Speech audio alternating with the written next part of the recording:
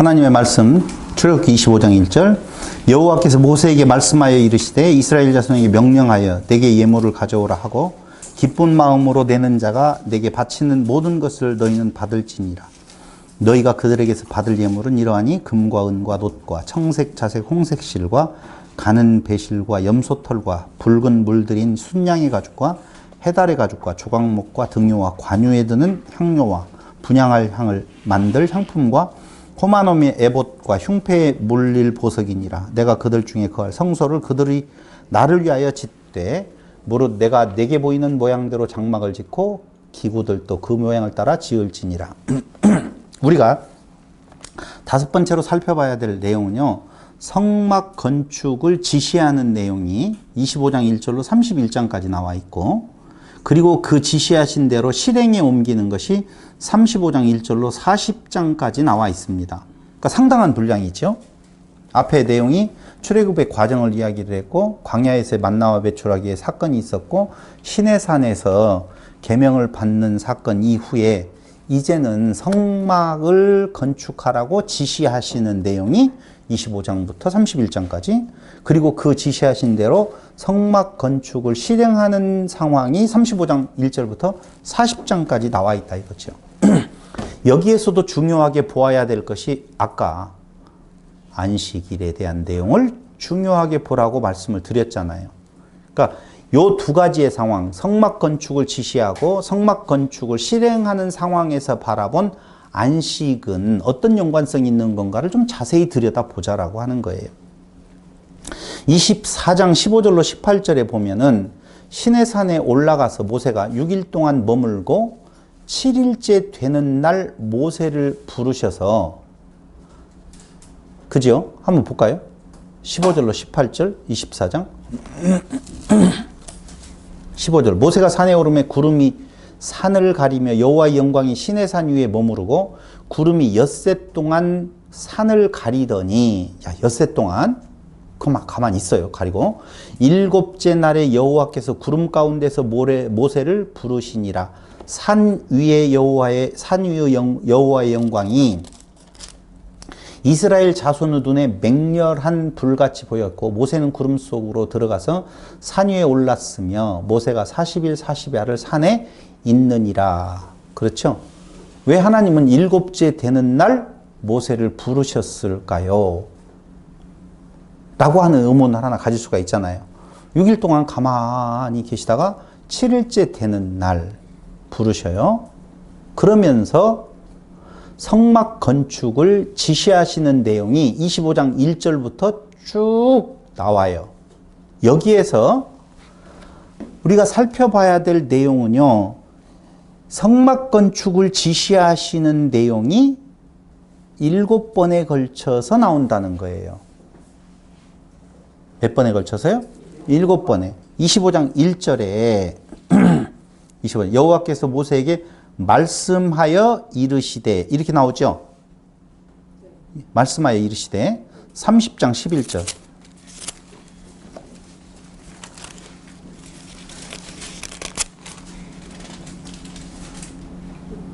여호와께서 모세에게 말씀하여 이르시되, 말씀하여 이르시되라고 하는 것을 몇 번 말하느냐? 7번 말해요.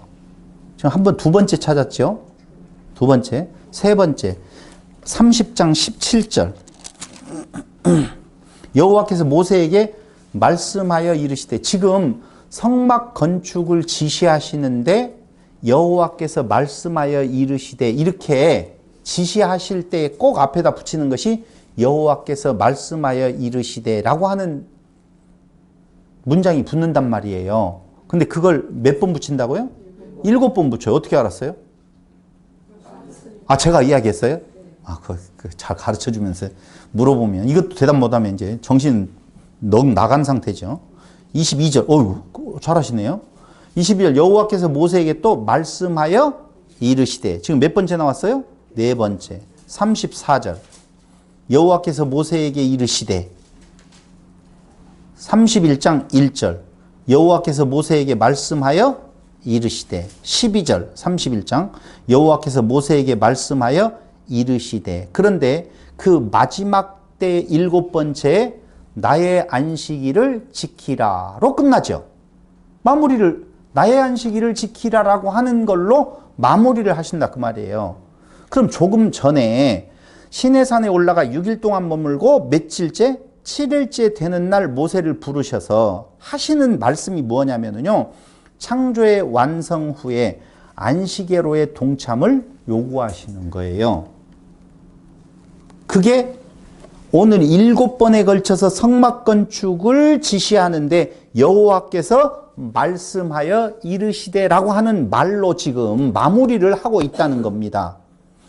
이것이 바로 표징이에요.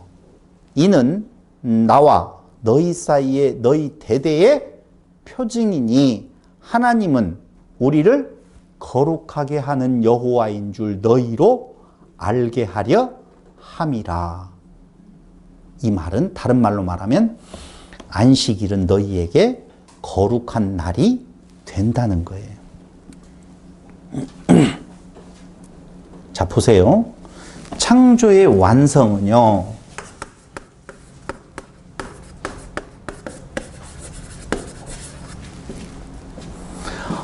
창조의 완성이라고 하는 말은 성막의 완성이에요. 맞죠? 성막의 완성이에요. 근데 그 성막에서 하는 일이 뭐냐 이거죠.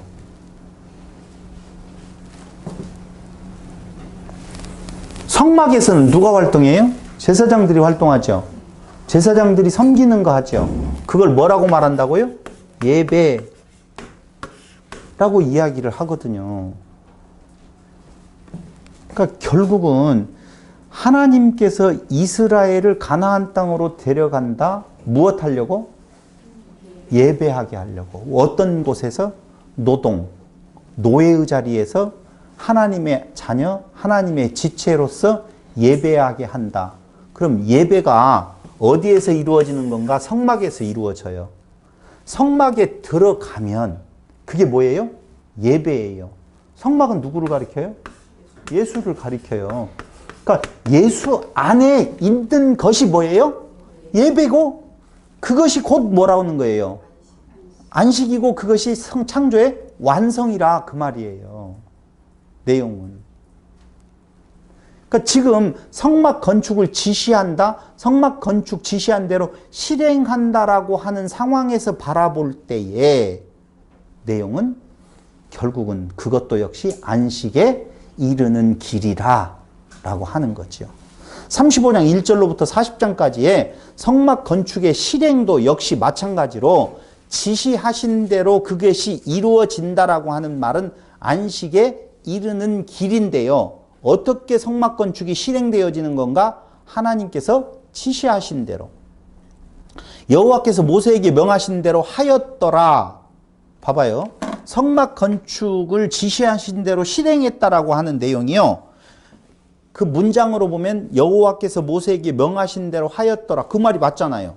여호와께서 모세에게 명하신 대로 실행하라고 하신 대로 그대로 행했습니다. 라고 하는 것이 어디에 나와요? 35장 1절로 40장까지 나와 있는데요. 거기 39장 1절, 5절, 7절, 21절, 26절, 29절, 31절, 42절, 43절, 40절, 아니 40장 16절, 19절, 21절, 23절, 25절, 27절에 보면 여호와께서 모세에게 명하신 대로 하였더라. 이렇게 정확하게 나와 있어요. 그럼 여기에서 제일 중요한 키포인트는 무엇이냐 그 말이에요. 지금 성막 건축을 하라라고 하고 그것을 실행하는 그 내용, 거기에서 제일 키포인트 하나를 우리가 잡아낸다라고 보면 아니죠. 안식일을 구별하여 거룩하게 지키는 거예요. 결국은 창조의 완성이라고 하는 것은 창세기 우리가 앞에 1장과 2장에서 본 것처럼 어디로 향하고 있다고요? 안식을 향하고 있다는 거예요. 이것이 창조의 완성이요. 영과 진리로 예배하는 예배의 완성이라 이렇게 보셔야 돼요. 요한복음 4장 20절로 24절. 요한복음 4장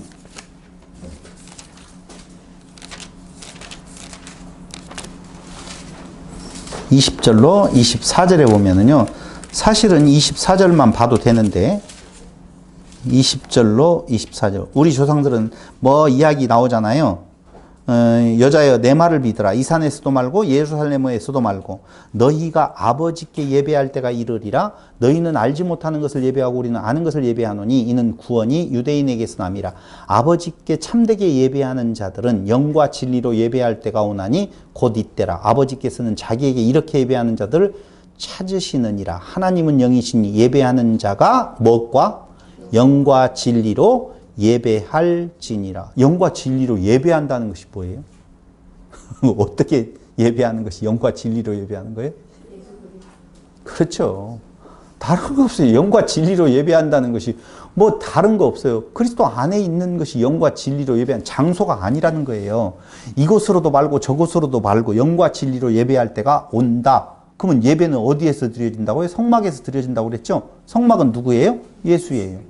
예수 안에 있는 것이 영과 진리로 예배 드리는 거예요. 나 있어 없어? 없다는 거예요.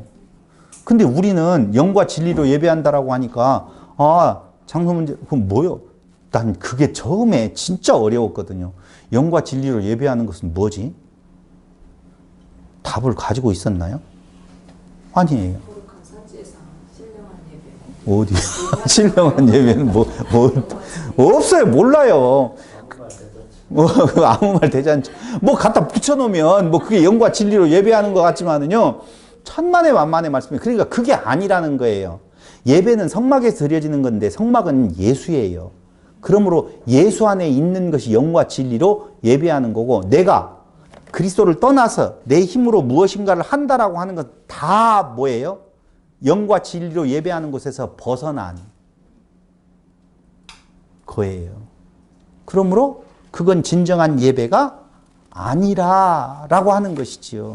그래서 성막이라고 하는 내용이 중요한 것은 하나님이 지시하셔야 되고 지시한 대로 그대로 행했더라라고 하는 말이 맞아요.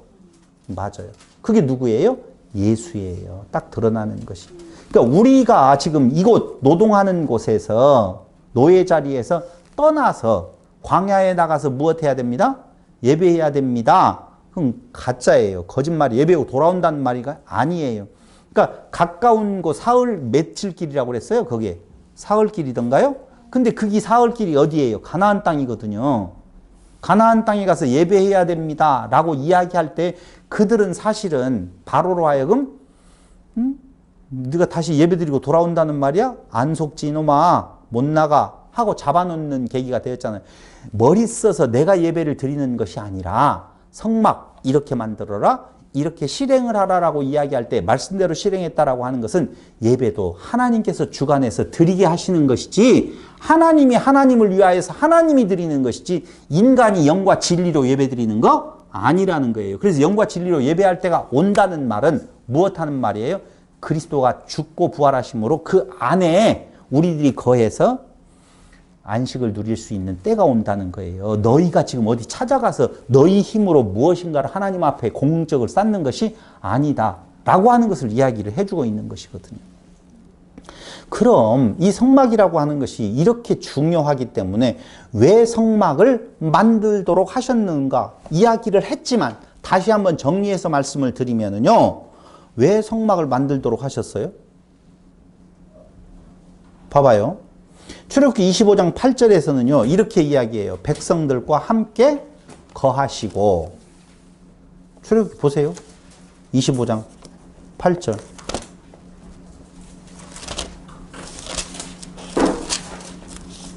(25장 8절에) 보면 내가 그들 중에 거할 성소를 그렇죠. 그들이 나를 위하여 짓되라고 그랬죠. 자기들을 위한 거 아니에요.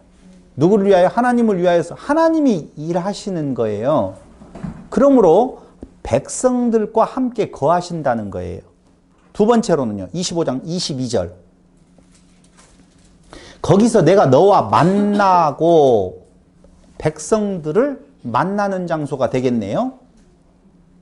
자, 백성들과 함께 거하셔요. 어디에서요?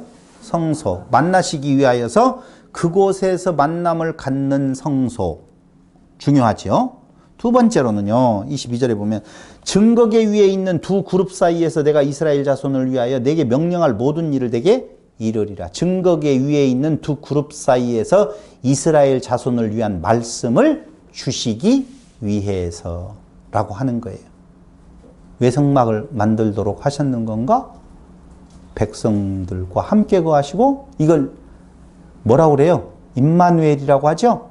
임마누엘 하셔서 만남을 갖고, 그리고 이스라엘 자손을 위한 말씀을 주시기 위해서 성막이 필요하다 그 말이죠. 근데 또 이야기를 하지만 그 성막은 예수님이라고 그랬잖아요. 누누이 이야기하지만. 근데 보세요. 마지막 때에는 이 성막이 있을까요? 없을까요? 왜요? 하나 되고. 맞아요. 그러니까 계시록 21장과 22장에 보면은요, 성전 없다고 나와요.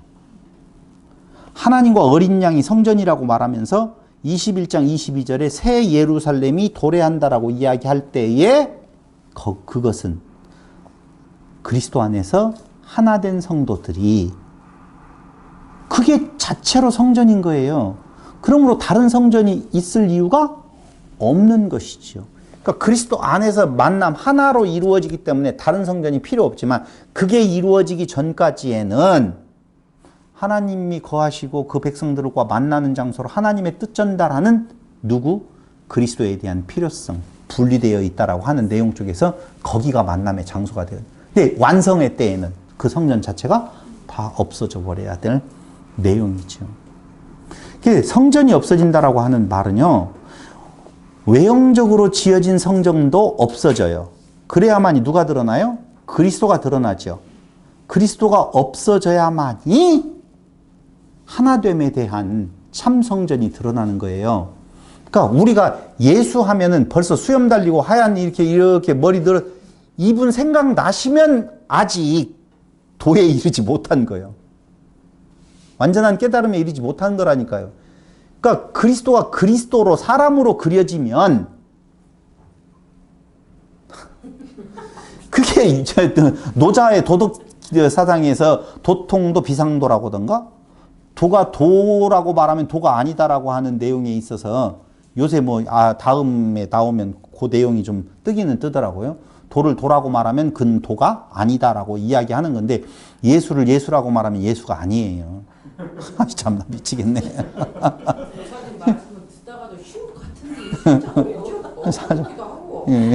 현상으로 나타나는 무언가 끝에 있는 것이 형상화되어져서 우리 인식 개념에 들어오면 그건 이미 진리가 아니에요. 형상화가 돼 있어서 저희들이 맞아요. 예. 그런 사면이즘이죠. 전부 다. 예수가 죽어야 그리스도가 그래서 산다 그렇게 이야기도 하거든요. 전부 다. 예수를 죽여라 이거예요. 네 안에 예수를 죽여라 이렇게도 이야기를 하죠. 교회 안 나와도 되겠네. 예. 그 교회를 나가는 것 자체 그것도 우리가 지금 이제 이번에 코로나 사태로 인하여서 그게 교회가 아니다라고 하는 것을 조금씩은 알아가는 내용을 우리가 배우잖아요. 네, 배우잖아요. 모이기를 힘쓰는 것도 억지였죠. 그런 거 아니에요. 그런 것들 아니라고 하는 거 알고 지금 하는 이야기인데. 자, 그러므로 성막을 만든다라고 하는 내용은 그리스도에 대한 예표라고 이야기를 했었잖아요. 그리스도 안에서 만나는 거예요. 하나님을 만나는 장소가 어디라고요? 그리스도예요. 사실은 그리스도를 통해서 자손들에게 말씀이 나오는 거예요. 그러니까 이제 조금 이따 더 나오겠지만 좀 이따 더 가서 이야기하자고요. 두 번째로는요, 장막은 주 예수 그리스도에 대한 그림자예요. 이제 노골적으로 이야기하면 요한복음 1장 4절을 보실래요? 요한복음 1장 4절.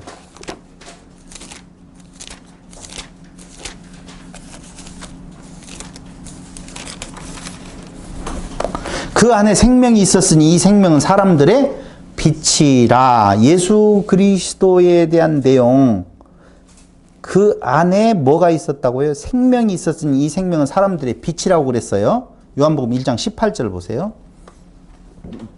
이어져요. 거기서 놓치면 안 돼요.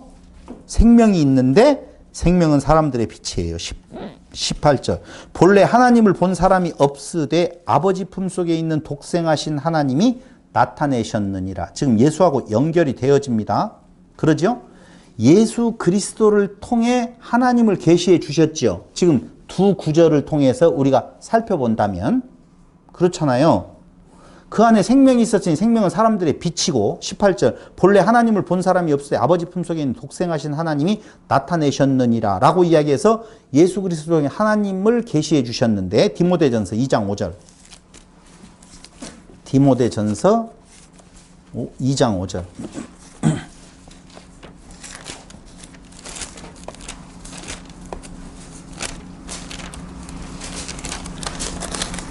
2장 5절에 보니 하나님은 한 분이시요 또 하나님과 사람 사이의 중보자도 한 분이시니 곧 사람이신 그리스도 예수라. 그러므로 예수 그리스도를 통해서 하나님을 만나게 된다는 거죠. 그럼 마지막 히브리서 9장 23절로 26절을 보세요. 히브리서 9장 23절로 26절.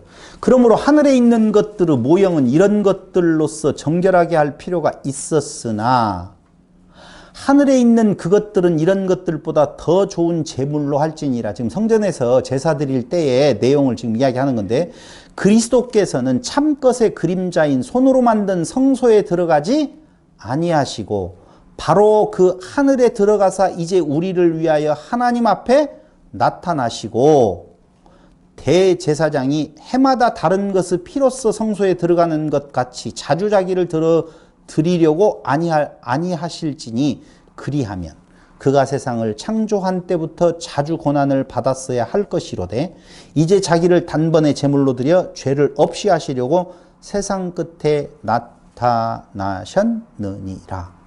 다시 말씀드리면 우리는 예수 그리스도를 통해서만 영원한 속죄를 받는다라고 하는 거예요. 그러므로 장막은 주 예수 그리스도에 대한 그림자라고 이야기를 할 때에 예수 그리스도를 통하여서 히브리서 9장에 영원한 속죄를 받는다. 그런데 그 그리스도 안에서 디모데전서 2장 5절은 하나님과 만나게 된다.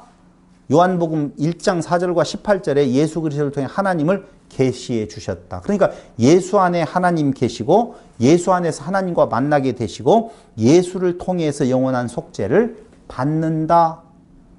이게 바로 장막 안에서 이루어지는 모든 내용을 말하는 거예요. 장막 안에 모든 것들이 그리스도라고 보면 그리스도에게는 뭐가 있다는 거예요? 하나님이 계시고 하나님과 그 안에서 만나게 되어진다는 것을 지금 순서대로 말씀을 드렸어요.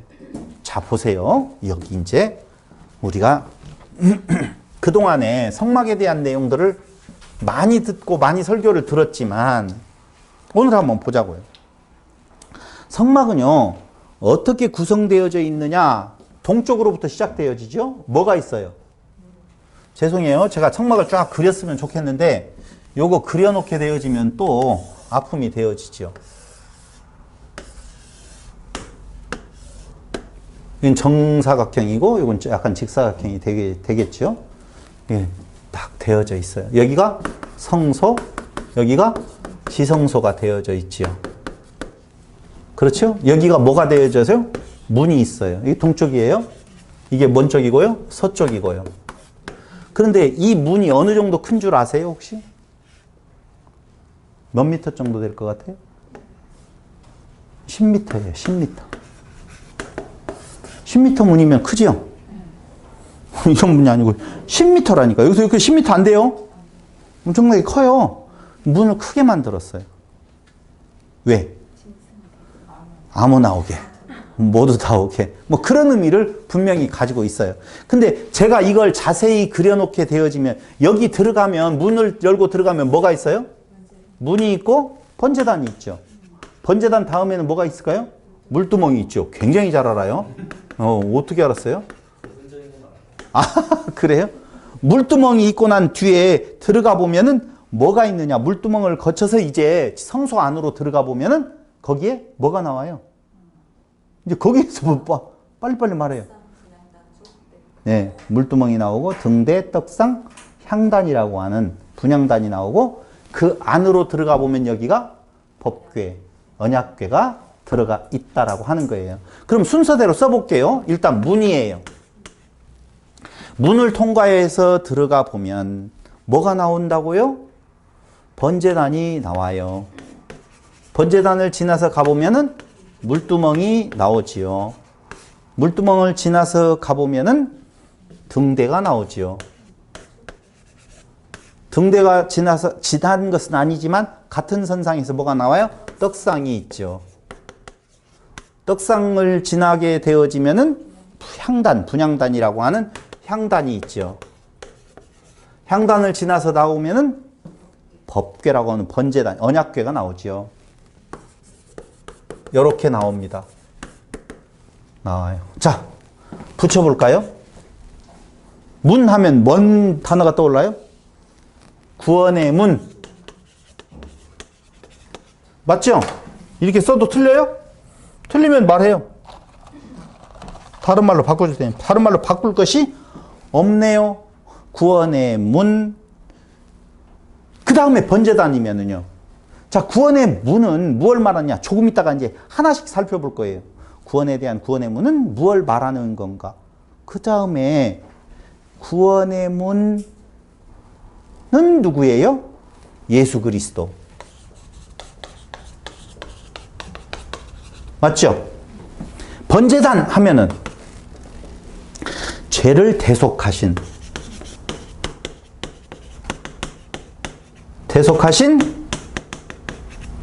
시작. 예수 그리스도. 물두멍 하면은 떠오르는 것? 진리의 말씀으로 정결케 하시는. 자, 시작. 예수 그리스도. 여기에서 번제단에서 잡고 난 뒤에 더러워진 손발을 씻는 거예요. 목욕 안 해요. 목욕 안 해요. 더러워진 것만 씻으면 돼요. 등대. 알죠? 세상에 빛 대신 예수 그리스도. 떡상. 이거 너무너무 잘 알고 있죠? 떡상 모르면 진짜 안 돼요. 생명의 떡 대신, 아이고, 빌려올게요, 그냥. 예수 그리스도. 향단은 조금 어려울 것 같아. 갑자기 남원이 생각나면 안 돼요? 중보자 되시는 예수 그리스도. 언약궤는요, 당연히 하나님의 영광에 임재되시는 예수 그리스도. 하나님의 영광에 임재되시는 예수 그리스도. 성막 전체가 다 뭐에 대한 내용이라고요? 예수 그리스도에 대한 내용이에요. 하나도 빠짐없이. 여기에 인간이 들어가서 기도는 인간이 중보자가 말도 되지도 않아요. 중보기도 해야 되는데 뭔 소리예요? 누가 끼어 들어가요? 만약에 여기에 누군가가 끼어 들어가면 그게 바로 뭐라고요? 선악지식나무로 따먹어서 자기가 쉰다의 자리에 가는 거예요. 이것을 용납하니까 누가 나오는 거예요? 이만희가 나오는 거고, 3만희가 나올 수도 있고, 7만희도 나올 수 있고. 뭐라고 말을 못하지만은 거의 대부분이 다 여기에서 문제가 생기는 거예요. 이 과정에서 우리가 무엇인가, 아니면 제사장이 무엇인가를 해야 되는 걸로 알고 있는데요. 천만의 만만의 말씀이에요. 안 돼요. 제사장도 힘 없어요. 그래서 자기도 이 과정을 거쳐야 돼요. 깨끗함을 해서 그 다음에 지성소에 들어가는 부분이지, 본인이라고 해서 그런 거 없이 푹 들어간다? 없어요. 지성소에 들어가는 것도. 목사님 향단은 왜 중보자일까요? 그게 우리의 향이 올라간다라고 이야기할 때 그게 중보든요. 네. 기도의 향기라고 하잖아요. 그것은 누구밖에 없어요? 예수의 향기밖에는 없어요. 기도밖에는. 우리의 기도 아무 필요 없어요. 뭘 먹을까 마실까 입을까를 구하는 그 기도가 무슨 의미가 있어요? 아무 의미 없어요.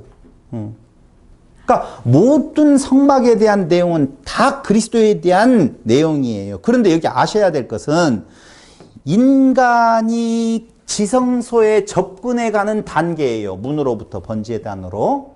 그렇죠? 접근 단계죠.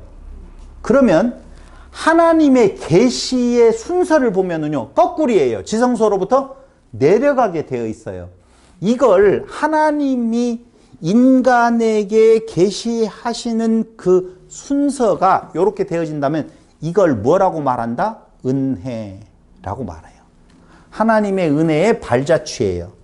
그런데 인간이 하나님 그 지성소에 접근하는 단계는요, 공의가 연락되어진다라고 이야기할 때 그 공의는 구속의 피로 뿌려져 있다는 거예요.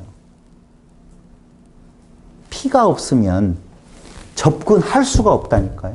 그러니까 그 피 흘림도 당연히 인간 피가 아니라 짐승의 피, 그리스도의 피로 다 점철되어져 있는 내용이 다 피의 발자취예요. 다.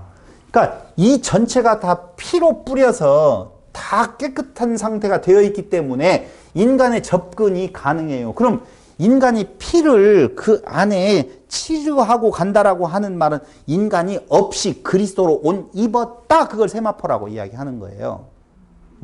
그거 아니면 갈 수가 없는 거고요. 그걸 은혜라고 이야기를 하고 내려오는 걸 은혜의 발자취라고 이야기를 하고, 그 다음에 하나님께로 접근해 가는 것은 피의 발자취라고 이야기를 굳이 붙인다라고 보면 그리할 수가 있어요. 피뿌림의 상태에서 공의가 연락되어졌다라고 보시면 된다는 것이죠. 자, 이걸 이제 이렇게 전체적으로 말고 하나씩 보자는 거죠. 문. 지금 출애굽기 하고 있어요. 다른 거 아니에요. 뭐 성막론 하는 것이 아니라 출애굽기. 그럼 출애굽기에서 첫 번째 그 성막에 나오는 문이라고 하는 주제가 있는데요. 로마서 6장 23절에 보세요. 그러면은 거기에 인간의 상태가 어떤 상태라고 말하느냐라고 하면 사망 상태다라고 이야기를 합니다. 로마서 6장 23절. 죄의 싹은 사망이요 하나님의 은사는 그리스도 예수 우리 주 안에 있는 영생이니라. 그럼 어떤 상태라는 거예요? 사망의 상태. 사도행전 16장 30절에 보세요. 사도행전 16장 30절. 그 사망의 상태에 있는 존재가 16장 30절에서 그들을 데리고 나가 이르되 선생들이여 내가 어떻게 하여야 구원을 받으리까? 라고 물어봐요. 어떻게 하여야 구원을 받을 수 있습니까? 라고 물어볼 때 사망 상태에 있는 인간이 어떻게 구원을 받을 수 있습니까? 답을 여러분들이 말하세요. 시작. 주 예수를 믿으라. 그리하면 너와 내 집이 구원을 받으리라. 어디에 나와 있어요? 30절. 아, 그러나요? 거기에서 찾아보면 좀 심심하니까 너무 뻔한 답이니까 마태복음 11장 28절.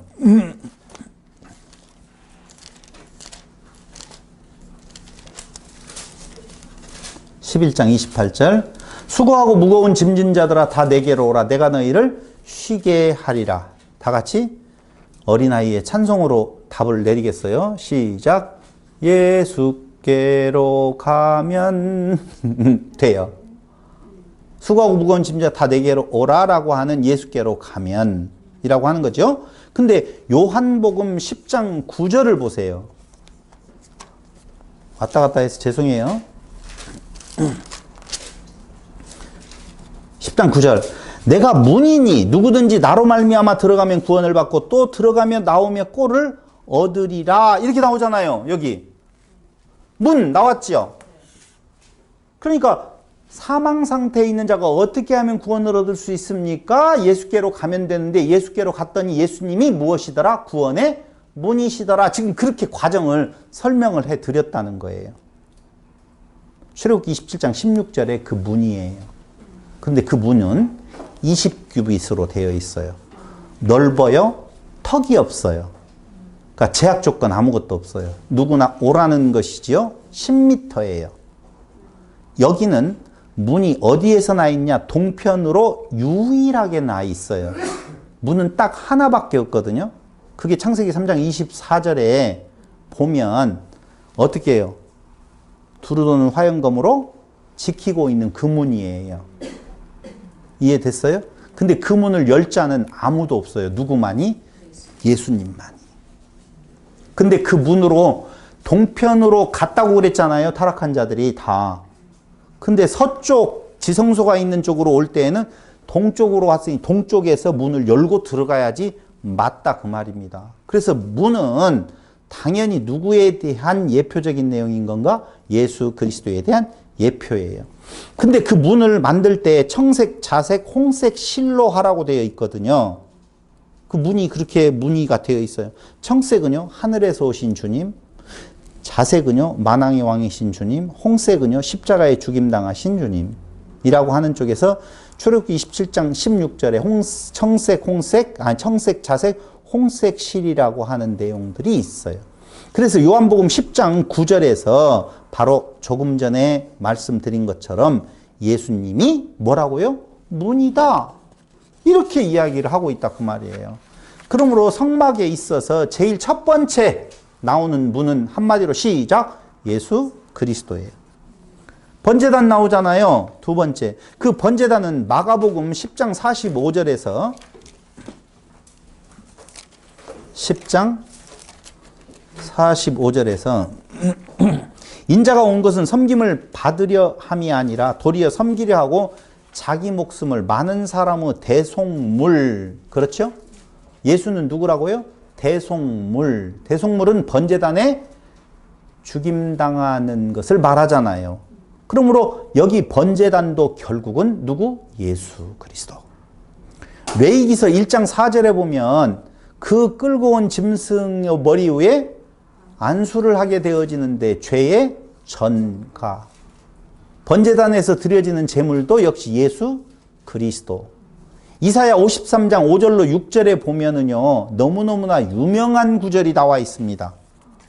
한번 찾아보셔야 되죠? 이사야 53장 5절로 6절. 그가 찔림은 우리의 허물 때문이요 그가 상함은 우리의 죄악 때문이라. 그가 징계를 받음으로 우리는 평화를 누리고 그가 채찍에 맞음으로 우리는 나음을 받았도다. 우리는 다 양 같아서 그릇 행하여 각기 제 길로 갔거늘 여호와께서 우리 모두의 죄악을 그에게 담당시키셨도다. 지난 시간 이야기하면서 뭐라고 그랬어요? 그 짐승을 끌고 와서 번제단에 제물로 드리기 위하여서는 안수하고 그 다음에 그 짐승을 잡는다고 그랬잖아요. 그 잡을 때에 누가 잡는다고 그랬어요? 본인이. 자기가 잡아야 돼요. 그럼 틀에다가 해놓고 고정을 하지만 그게 내려 찍든지 쑤시든지 무엇을 하든지 간에 짐승이 가만히 있겠어요? 보통 일이 아니죠. 그러니 피가 튀고 난리도 아닌 부분이 되어지고 그래서 다 가서 물두멍에 가서 씻어야 돼요. 그런 과정에 대한 내용에 있어서. 그러니까 그 짐승이 바로 누구라고요? 예수 그리스도에 대한 예표예요. 그러므로 우리가 예수를 죽인 거예요. 사실은. 우리가. 이 대목에서 이제 우리가 분위기를 잡고 촛불 켜놓고 이제 이야기를 하면 다 눈물을 흘리겠지만 그런 육적인 눈물을 찔찔 짜라는 말이 아니라 거기에서 말하는 것은 우리의 죄악을 담당시키셨다라고 하는 내용이에요. 어떻게 하시려고? 죽이려고. 그럼 죽여서 무엇하게 되어지는 거예요? 새롭게 태어나는 것이죠. 그래서 마태복음 27장 46절, 마가복음 15장 36절에 보면은요, 엘리 엘리 라마 사박다니 어찌하여 나를 버리시나이까 라고 고백하는 예수님의 모습을 우리가 볼 수가 있잖아요. 근데 그 이후에 요한복음 19장 31절에서 다 이루었다라고 이야기하시거든요. 그 과정을 통하여서. 이게 다 이룬 것이 뭐예요? 죄악을 담당시키셨는데 그 죄악을 다 지고 당신이 죽으심으로 그 죄악의 모든 것들이 다. 그러면 죄악이 없어졌다는 말은, 죄악을 담당했다라고 하는 말은 이게 바로 뭐냐면은요, 다른 거 아니에요. 하나님과 다른 모습이에요. 선, 악을 구분하는 부분에 있어서 자기가 신인 줄로 착각하고 있지만 인간은 본래가 짐승과 같은 존재라 그 말입니다. 그러므로 우리의 그 속성을 완전히 없애버리는 거예요. 없애버리는 거예요. 그리고 그 위에 뭐가 더 씌워져요? 그리스도의 세마포가 더 씌워진다 그 말입니다. 그래서 생명이 바뀌어지는 거예요. 한마디로 말을 하면. 생명이 바뀌려면 이전 것이 죽고, 당연하죠. 다시 태어날 때는 새로운 생명으로 태어난다 그 말이에요. 죽어버린 자가 죽은 상태로 지성소까지 못 가잖아요. 그러니까 다시 그때는 그 죽음을 통하여서 사는 거라 그 말입니다. 죽음이 곧 사는 거예요. 다른 생명으로 사는 거예요. 고린도전서 5장 7절.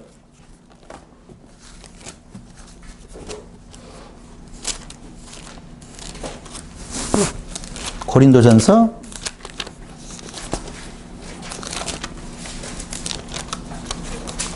5장 7절. 너희는 누룩 없는 자인데 새 덩어리가 되기 위하여 묵은 누룩을 내버리라. 우리의 유월절 양 곧 그리스도께서 희생되셨느니라. 나오잖아요. 그리스도의 희생을 통하여서 무엇? 누룩 없는 자인데 새 덩어리가 되기 위하여 묵은 누룩을 내버리라. 그렇게 이야기를 하고 있어요. 근데 그 내용이 뭘 말하는 것이다고요? 우리의 유월절 양 곧 그리스도께서 희생되셨느니라. 그래서 번제단에서 어떻게 해요? 새로운 생명으로의 거듭남이 거기에서 이루어진다라고 하는 것을 말씀해 주고 있는 것이죠. 그래서 에베소서 1장 7절에서는요. 죄사함이 이루어졌다라고 하는 내용이 나옵니다. 에베소서 1장 7절.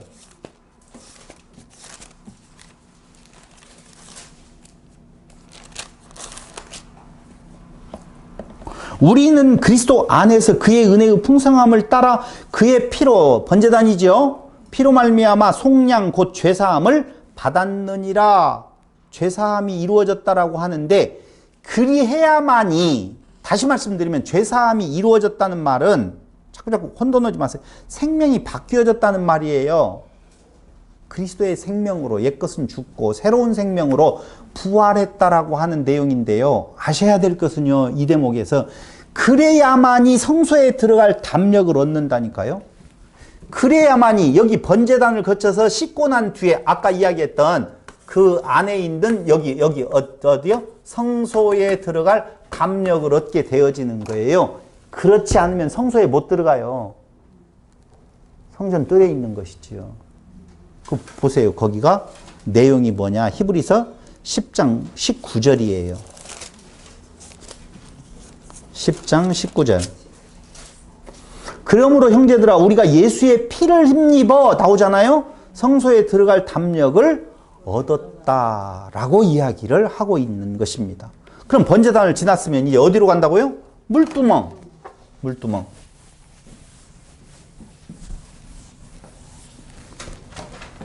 물두멍.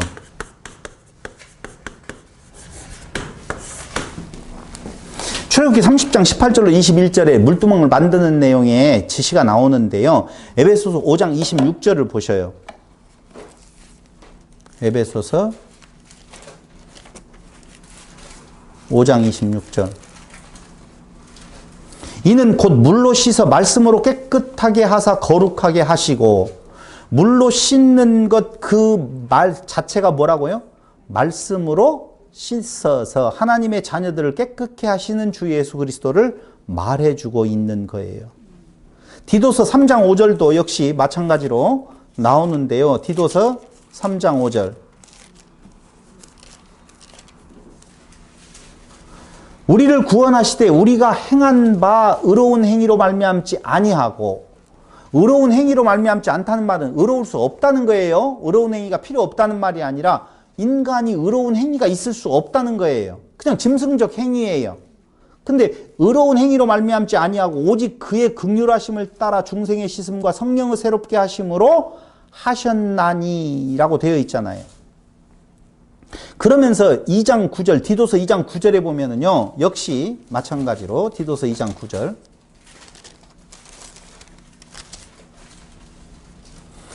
종들은 자기 상전에게 범사에 순종하여 기쁘게 하고 거슬려 말하지 말며. 미안해요. 디도서 2장 9절? 아니에요. 뭐 안 찾겠어요, 그냥. 한마디로 한마디로 말하면 성경 구절을 제가 잘못 써놓은 것 같은데요.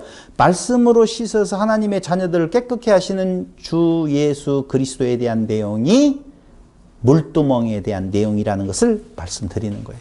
히브리서 10장 22절. 우리가 마음의 뿌림을 받아 악한 양심으로부터 벗어나고 몸은 맑은 물로 씻음을 받았으니 참 마음과 온전한 믿음으로 하나님께 나아가자. 맑은 물. 그냥 물이 아니에요. 뭐라고 말했어요? 맑은 물 되시는 내용. 예수 그리스도에 대한 내용이에요. 근데 요한복음 13장 10절에 보면은요. 몸만 씻어라? 발만 씻으라는 거예요. 왜요? 이유는 아까 몸 전체를 씻는 것은 어디에서 이루어졌느냐? 번제단에서 이루어진 거예요. 피로 씻고.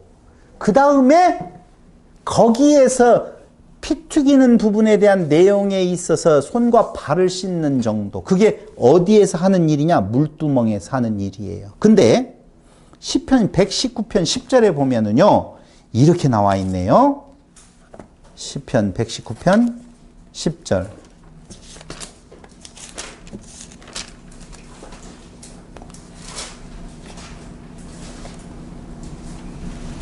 (119편) 10절. 내가 주께 범죄하지 아니하려 하여 주의 말씀을 내 마음에 두었나이다.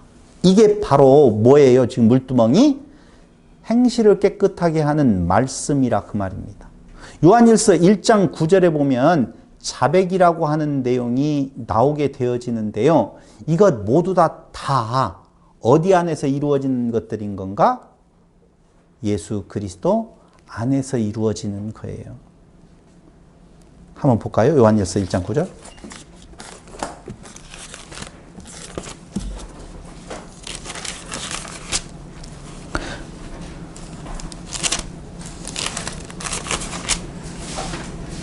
만일 우리가 우리 죄를 자백하면 그는 미쁘시고 의로우사 우리 죄를 사하시며 우리를 모든 불의에서 깨끗하게 하실 것이요. 불의에서 깨끗하게 되어짐은 우리가 우리 죄를 무엇하면? 자백하면. 그게 뭐예요? 물두멍에서 손과 발을 씻는 거예요. 더러움. 그럼 이게 뭐예요? 자백한다는 것이? 이것 가지고 사람 웃기잖아요. 그게 뭐예요? 우리가 우리의 죄를 자백했대요. 손과 발에 묻은 더러움. 그게 뭐예요? 어저께 훔쳐먹은 거? 어저께 도둑질 했어요? 우리를 자백한대요. 아니 자범죄 자백 이렇게 말하잖아요. 우리가 우리 죄를 자백하면이라고 하는 이건 뭐예요? 도대체? 네? 마스크 때문에 잘 안 들리지만 이렇게 말한 것 같아요. 제가 들어보니까 잘 들었어요. 제가 자백을 누가 하는 모습을 우리에게 정확하게 보여주냐면 바울을 통해서 보여줘요. 오호라 나는 곤고한 사람이로다. 이 사망의 몸에서 누가 나를 건져내려 원하는 바 선은 행치 아니하고 원치 아니하는 악을 행하는 도다. 그럼 그때의 그 악은 이미 번제단을 지난 상태인데 다시 선악지식 나무에 관계된 내용이 아니에요. 그럼 뭐예요? 선악지식 나무로 먹은 그 인간의 모습, 선악지식 나무를 먹게 하신 모습은요, 그걸 따먹었기 때문에가 아니에요. 인간의 그 안에 있는 형편없는 모습을 드러내게 하시는 하나님의 섭리 역사입니다. 그것이 나타나는 거예요. 그게 뭐예요? 자꾸 높아지려고 하는 자기의 모습이라니까. 착하게 살고 선하게 살고 어떻게든지 내가 뭔가를 나를 드러내 보려고 하는 내 시도들, 그걸 내 안에서 나타나고 있구나 라고 하는 내용. 그걸 무엇하라고? 자백하면 그리스도를 고백하라는 거예요. 나 없음이에요, 사실은. 그러니까 자백이라고 하는 것은 어저께 훔쳐먹은 거라든가 어저께 내가 밤에 무슨 못된 짓거리를 했다든가 그것을 자범죄로 내가 토해내라라고 하는 말이 아니에요.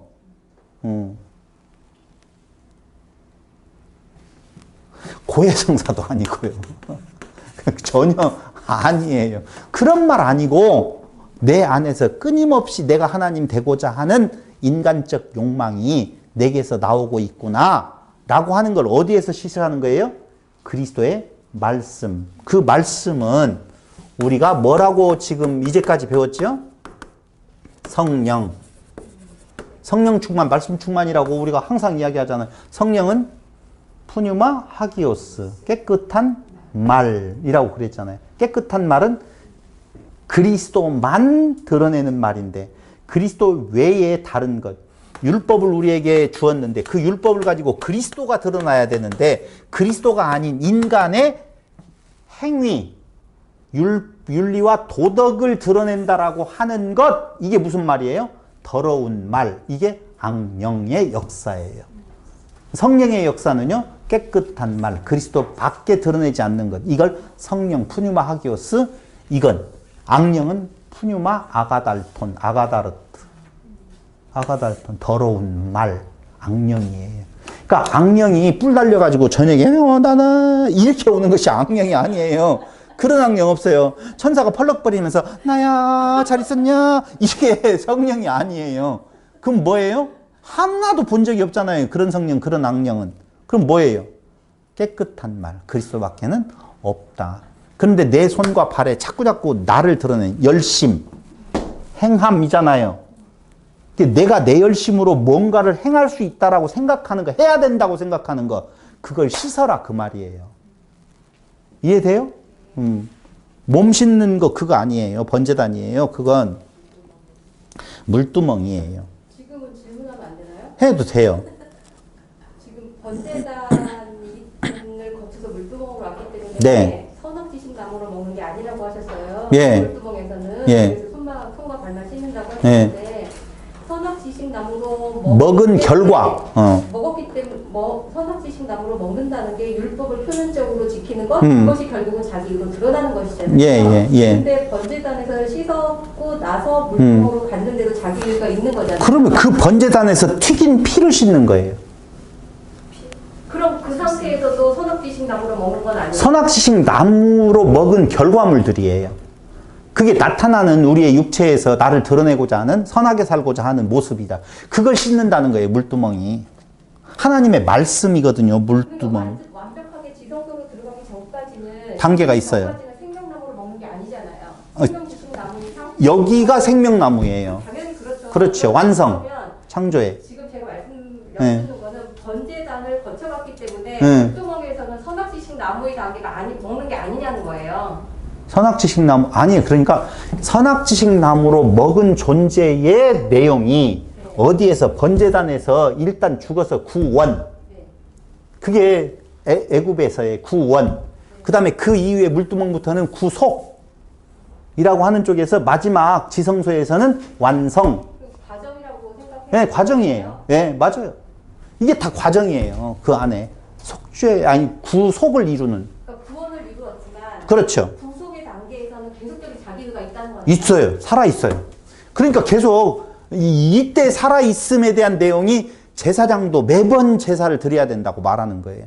근데 어디로 들어가면 지성소에서 그리스도를 만나게 되어지면 그때는 다른 제사를 드릴 이유가 없다는 것이죠. 그 다음에 세 번째 번제단 물두멍을 지나서 등대와 7등잔이 나오잖아요. 그렇죠? 등잔이 나오는데 그게 출애굽기 25장 31절로 40절에 대한 내용에서 그렇게 만들으라고 하는데요. 요한복음 8장 12절을 보세요.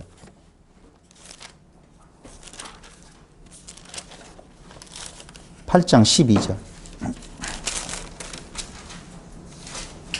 예수께서 또 말씀하여 이르시되 나는 세상의 빛이니 나를 따르는 자는 어둠에 다니지 아니하고 생명의 빛을 얻으리라. 누구를 말해요?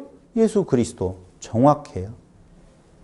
그 다음에 단계가 떡상, 진설병상인데요. 출애굽기 25장 23절로 30절에 대한 내용인데요. 요한복음 6장 48절에 보면 이렇게 나오네요. 6장 48절. 이는 아버지를 본 자가 있다는 것이 아니니라. 오직 아버지 하나님에게서 온 자만 아버지를 보았느니라. 6장 지금 48절을 제가 읽었죠. 네?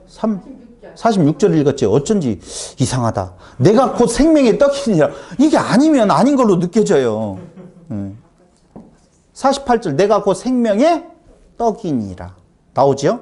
51절.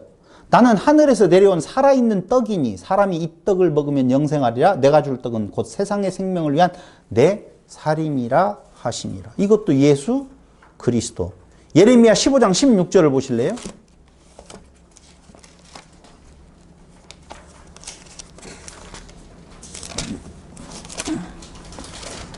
만군의 하나님 여호와시여 나는 주의 이름으로 일컬음을 받는 자라. 내가 주의 말씀을 얻어 먹었사오니 주의 말씀은 내게 기쁨과 내 마음의 즐거움이오나 라고 나오죠. 받아 먹었는데 그게 누구예요? 예수 그리스도 말씀 되시는 떡이에요.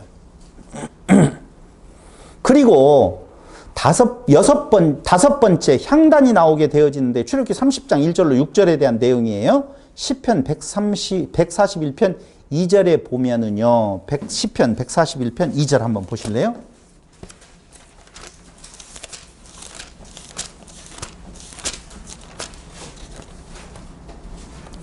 (1절부터) 읽어보겠습니다. 여호와여 내가 주를 불렀사오니 속히 내게 오시옵소서. 내가 주께 부르짖을 때 내 음성에 귀를 기울이소서. 나의 기도가 주의 앞에 분향함과 같이 되며 나의 손드는 것이 저녁 제사같이 되게 하소서. 나의 기도가 주의 앞에 분향함과 같으니. 여러분 지금도 순교자들이 제단 밑에서 무엇한대요? 기도한다고 그러죠. 그렇잖아요? 그럼 순교자는 누구를 말한다고 그랬어요? 목베임 당한 자라고 그랬잖아요. 그 순교자가 아니라고 몇 번이고 말씀을 드렸잖아요. 길로틴에 의해서 모가지가 달아난 그 순교자가 아니에요. 그럼 뭐예요? 자기 목 없는 자들이에요. 이해됐어요? 그들의 기도가 있다 그 말이에요. 그럼 그 기도는 누가 드리는 거예요? 지 목 없으면 누구 목? 예수님이 머리 붙어서 예수님의 기도지요. 당연히. 순교자들은 개죽음이네요. 그건 그러니까 정말 그건 그렇게 하게 하시는 하나님의 역사 속에서 그렇게 개죽음을 당하게 하시든 소죽음을 당하게 하든 개나 소나 개는 거기에서는 안 죽지만 목이 있으면 개죽음이고 없으면 그러니까 우리는 자꾸 무엇을 생각을 하냐면은 그 순교자 목베임을 당했다라고 이야기하면 진짜 이목 떨어진 사람을 이야기하는 걸로 생각을 해요. 그렇잖아요. 그래서 우리도 예수 믿어 안 믿어? 야 댕강 이래야지 순교자라고. 아니에요. 그걸 말하는 거. 아니라고 하면 난리 나지. 아니에요. 그거 절대적으로. 그럼 순교자라는 것은 뭐예요? 나 없음을 고백하는 자. 그래서 내가 왔는데 내가 머리 둘 곳이 없다 그러잖아요. 그러니까 지금 목 달아난 자들 위에 가서 예수님의 머리가 붙어져야 되는데 그 머리 둘 곳이 없어. 왜? 자기 머리 자기가 갖고 내가 살아있다고 하니까. 그러니까 관계없다는 거예요. 머리 둘 곳이 없다 그 말이에요. 근데 머리를 다 잘라내요. 잘라버리시고 예수님이 머리로 앉히면 그게 뭔 자? 목베임을 당한 자, 순교자라 그 말이에요. 그러므로 그리스도를 인정하는 자, 인정하게 해서 목베임 당하게 해서 당신이 목 위에 얹혀져서 그걸 개인으로 보지 마시라고요. 개인 목당하라는 것이 아니라고요. 그래서 대언자 되시는 예수님이라고 하는 것이 뭐예요? 향단이에요. 한마디로 말을 하면 우리가 대언 기도를 드릴 수 있는 존재가 아니에요. 무슨 대언 기도를 하고 중보 기도를 드리고 웃겨. 그럴 능력이 있어요? 안 받아요. 안 받는 것이 아니라 존재 자체도 없어요. 무슨 대언과 무슨 뭐 중보 기도라고 한다고요? 대단해요. 중보 기도도 드릴 수 있고. 오직 예수님밖에 없어요. 성경은. 고린도후서 2장 16절을 보세요.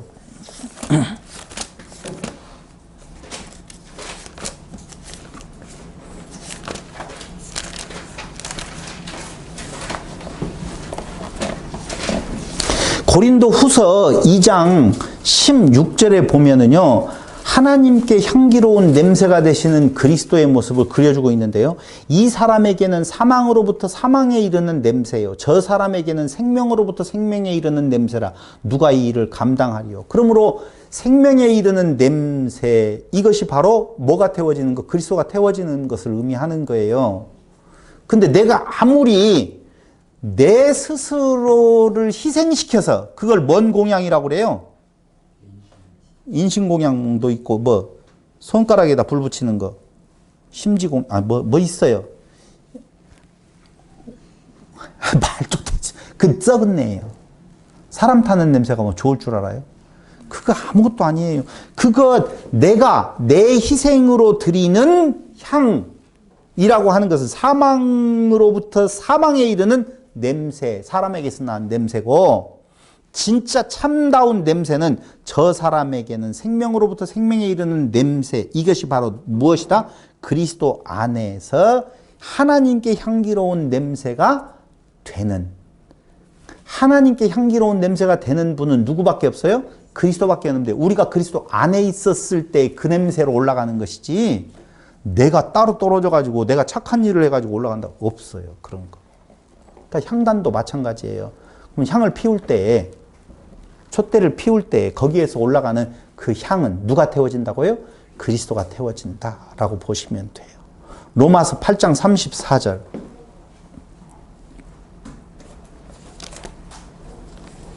정확하게 거기에서는 정확하게 말해주고 있어요. 뭐라고요? 우리를 위해서 간구하시는 자다. 누가? 예수 그리스도가. 34절에 이렇게 나오죠. 누가 정죄하리요? 죽으실 뿐 아니라 다시 살아나신 이는 그리스도 예수시니 그는 하나님 우편에 계신 자요 우리를 위하여 간구하는 하시는 자신이라, 그 말이에요. 그러므로 그 향단에 피어오르는 연기도 다 예수 그리스도예요. 그럼 보세요. 그 다음 나오는 것이 뭐예요? 향단 다음에 법궤? 언약궤? 떡상은 이미 지나갔어요. 왜 지금 와서 떡을 먹으려고 그래? 언약궤요? 가기 전에 하나가 있죠? 휘장이 있어요. 그게 출애굽기 26장 31절로 33절에 나오는데요. 그 휘장에는 그릇들로 수놓아졌어요. 이게 바로 창세기에서 말하는 두루도는 화영검으로 지키고 있는 거예요. 못 들어가요. 지성소로 들어가는 휘장은 오직 누구만이? 그리스도만이 열어야 돼요. 그래서 마가복음 15장 38절에서 시브리서 10장 20절에서 이렇게 말해주고 있네요. 마가복음 15장 38절.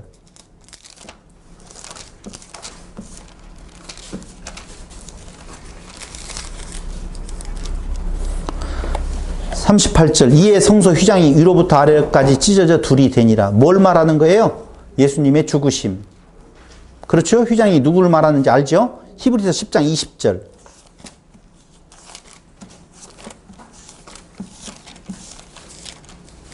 히브리서 10장 20절에 보면 그 길은 우리를 위하여 휘장 가운데로 열어놓으신 새로운 살 길이요. 휘장은 곧 그의 육체니라. 나오죠? 휘장도 누구? 예수 그리스도. 이제 뭔만 남았어요? 속죄소와 언약궤 남았잖아요. 그렇죠? 속죄소 언약궤는 잠깐 쉬었다가 진행하도록 하겠습니다.